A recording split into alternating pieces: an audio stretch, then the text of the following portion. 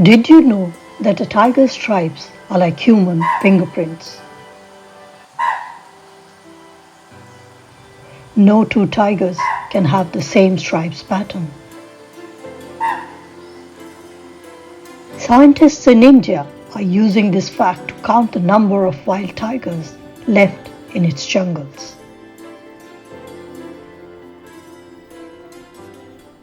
With barely 4,000 tigers left in the wild across the planet, there's a serious concern that this most iconic predator may simply go extinct.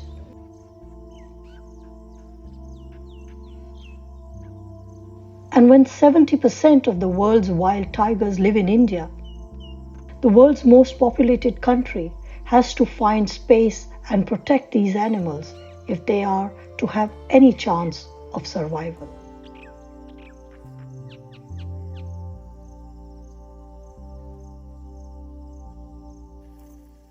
No wonder that when India takes count of its tigers, the world waits with bated breath to find the outcome of this exercise.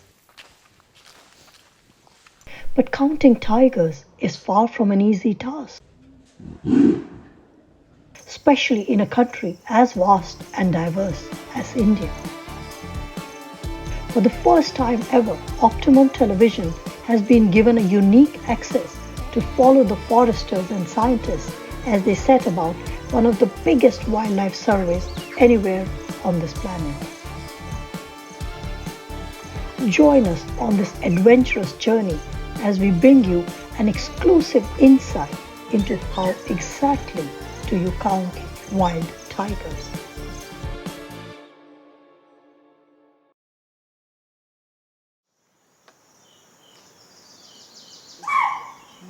Barely a century ago, more than 100,000 tigers roamed across 30 nations.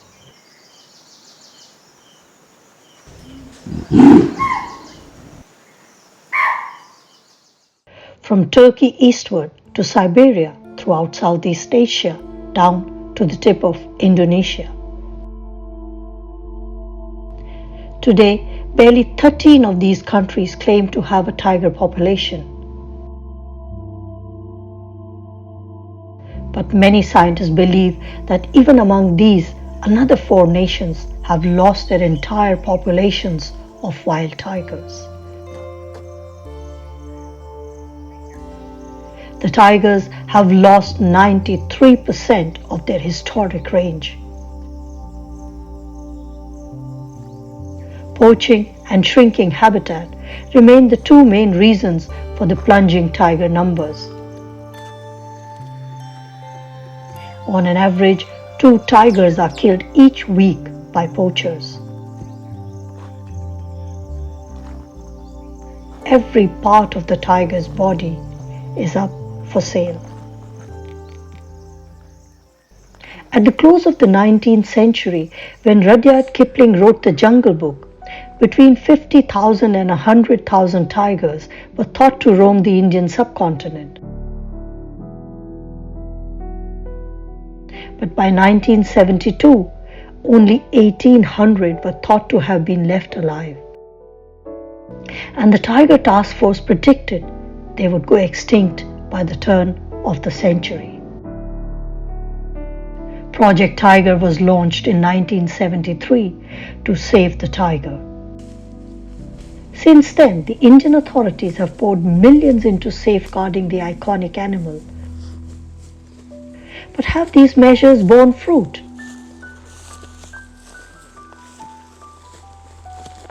The regular counts helped scientists and foresters determine if they are still losing tigers to poaching or have they managed to turn the tide.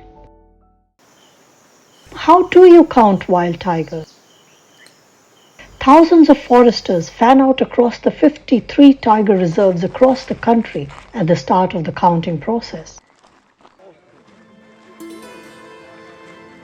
The first phase involves finding signs of the tiger's presence. इधर से ही tiger का movement है. Pugmark कभी कम मिले थे अभी pugmark. Tracking pug marks, scratch marks and tiger scat will give the foresters an idea about the tiger's movement in their area. ये skate देखो टाइगर का, उसी नरबाग का स्केट है ये. All of these are carefully collected and stored. In the past, all the information was gathered manually, but paper records have now given way to a smartphone-based app called M-Stripes, or the monitoring system for tiger intensive protection and ecological status. There's a rake mark right here. Look at that, right here.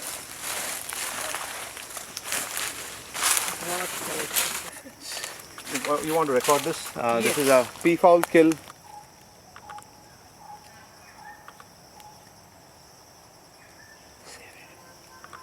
That's it. So now we have a map and the locations of the tiger scat we saw, the skill and the scrape mark. The ecological app allows a beat guard to record direct and indirect signs of the species. Sightings as well as signs like paw marks, kill and scat for tiger and some of the other carnivores like leopards. Yeah. Broad scrape, full scat. the tiger. The age is, I would call it the medium age. Yeah. old. Another aspect of this software, the Patrol app, helps the forest guards record crimes. For instance, snares to trap animals, trees cut illegally, or trespassers. GPS coordinates of each sign and crime are recorded. The software has built-in safeguards to prevent fudging. The data entered in this app cannot be edited by anybody at any stage without losing its geotag. So the coordinates are stored, the waypoint on the track log. Introduction of M-Stripes has eliminated the chances of any manual errors or manipulation. The next stage involves trap cameras. More than 32,000 of these trap cameras were set up in areas where tiger movement had been detected.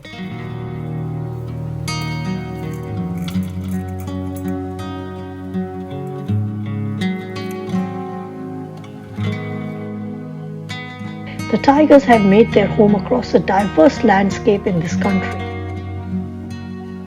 From the foothills of the Himalayas in the north to the Cardamom Hills in the south, from the lush grasslands and steaming mangrove forests in the east to the dry plains of western India.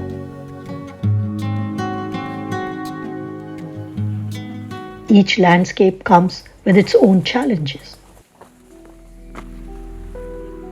In the grasslands of Kaziranga National Park in the East Indian state of Assam, the foresters have no chance of sighting the tiger on foot among the tall grasses. And it can be extremely dangerous too.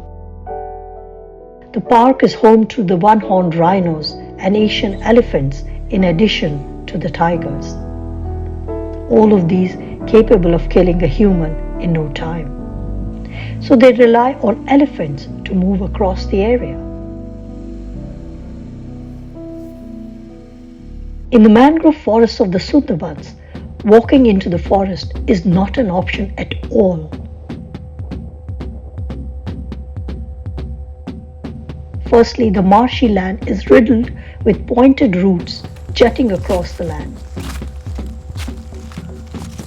And while the tiger can move freely across land and in water, humans are not as well evolved and will struggle. There's a real danger of being attacked by the tiger. Armed guards have to accompany the foresters as they set up trap cameras.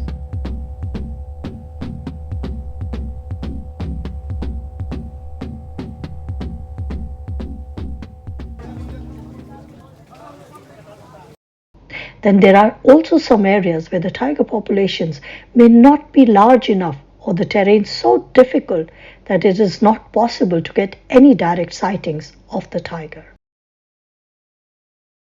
Genetic science is helping the researchers to analyze and confirm the presence of tigers in these areas. Areas where you can't use traditional camera trapping, we use it to estimate minimum numbers. So we collect fecal samples, basically dung samples from field, and we look at how many tiger individuals are present based on the DNA. We collect samples. First, we do a species ID based on a portion of the DNA which is very specific to the tiger. So we have something called a species specific marker, which will only go and attach to the DNA if it's that of a tiger. India has come a long way in managing its tiger populations. There was a time when the only way to count tigers was by making a die cast of the tiger's pug marks. This method was not really accurate. Science and modern technology have made it possible for scientists to get more accurate estimates of its wild animals, including the tigers. Trap cameras have motion sensors and work day and night to click pictures of all the animals that walk across these cameras. Millions of images from the trap cameras are sent to the central database. CatRat, Camera Trap Data Repository and Analysis Tool, archives and segregates these images. Every camera trap image is tagged with the place, date, camera trap ID information and saved for posterity. Another software can help identify individual species from these photographs. Hence, there is no need to check thousands of photographs manually to find out the photographs of the target species. Using this software, scientists at the Wildlife Institute of India managed to segregate over 90,000 photographs of tigers. But how do you then identify individual tigers from these photos? Tiger stripes are like human fingerprints. No two individuals can have exactly the same stripe patterns. The scientists have developed a computer software called Extract Compare, which uses tiger stripe patterns to identify individual tigers. So there is a program called Extract Compare that we are using right now to extract patterns from tiger flanks, images flank, which what basically it does is fits these different points on the image of a tiger, which are nearly shoulder, hip, mid-shoulder, tail.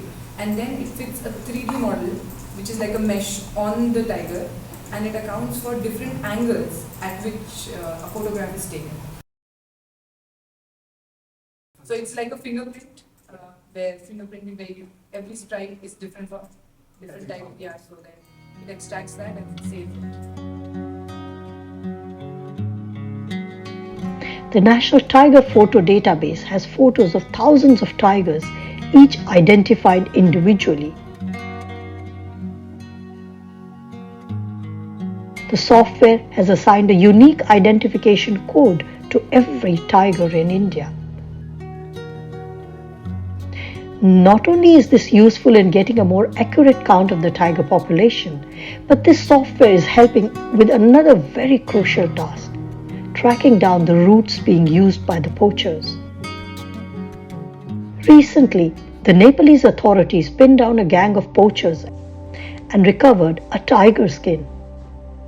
They sent its image to the Indian authorities, who passed it on to the scientists at the tiger cell. Using their database, they were able to identify the tiger that had been killed. The skin that we received from AIG NTCA recently has matched. We put it in Extract Compare. It has matched with Kishanpur. So this skin was from Nepal, right? Yes, from Dhangadi. Dhangadi. That's very close to the border of Dudhwa. Yes, sir. And Kishanpur is right there. Yes. And we've matched it with this male in Kishanpur, which has been present since December of 2013. This also helped confirm what was largely a thought so far, that tiger skins from the Uttar Pradesh were being smuggled into China via Nepal.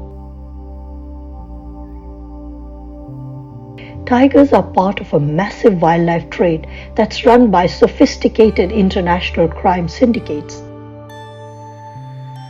The same trade that's wiping out elephants, rhinos, and so many other species. It's a $19 billion a year business. It's a common misbelief that organized tiger poachers use fancy, sophisticated weapons to kill tigers.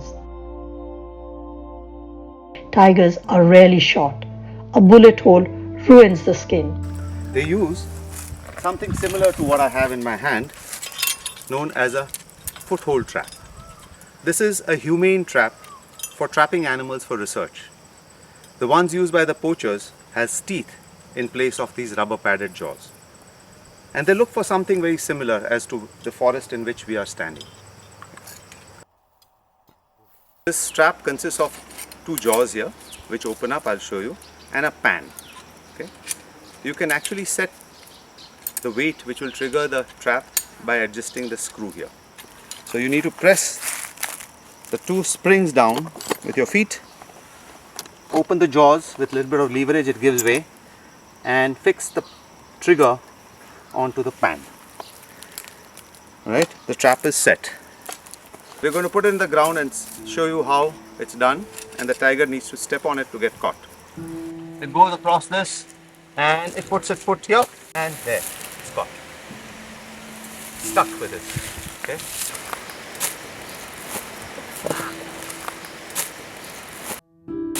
And it fights this and pulls it, and it's not going to come out, and it will keep on fighting it till it gets exhausted. And right now it's rubber padded, so it's stuck with my fingers. It doesn't hurt me, but you can imagine with teeth and a much bigger trap, we're going to hit on and cut the leg if it's going to fight anymore. Poachers have vast knowledge of both tiger behavior and their distribution across India. Those tigers that live on the edges of reserves or in the adjoining forest are in the crosshairs.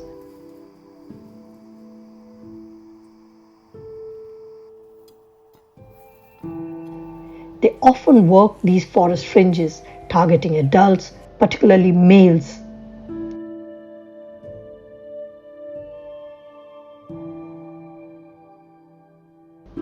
They get more money for their larger skins.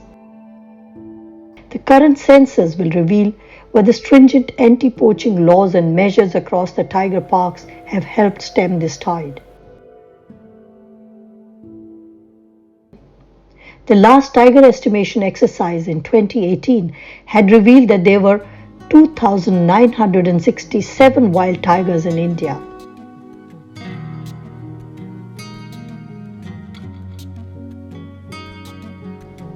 How have they fared over the past 4 years? Once the numbers from all the tiger parks are collated, it was estimated that the number had increased to 3,682.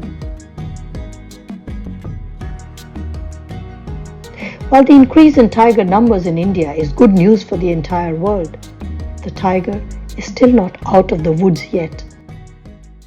Illegal trade and subsequent poaching is the major threat to global tiger populations. The same in India. When tiger populations were depleted in Southeast Asia, the market turned to India, and this depleted our population in the mid-80s. By 1990, we lost 2 of our major tiger populations due to poaching. That was Sariska and Panna. Poaching still happens in India, though the recruitment of tigers exceeds the numbers which are being poached today. And that allows our tiger population to increase. Poach will continue to be a threat as long as there is a market and demand for tiger body parts. Today, the intensive patrolling by the Forest Department and subsequent control of crime by Interpol and various agencies has reduced this threat, but it still looms large and can go out of hand if left uncontrolled. Tigers have been around on our planet for over millennia. But in the last 100 years or so, we humans have pushed them to the brink. So now the onus lies on us to make sure that one of the most iconic predators does not lose this battle.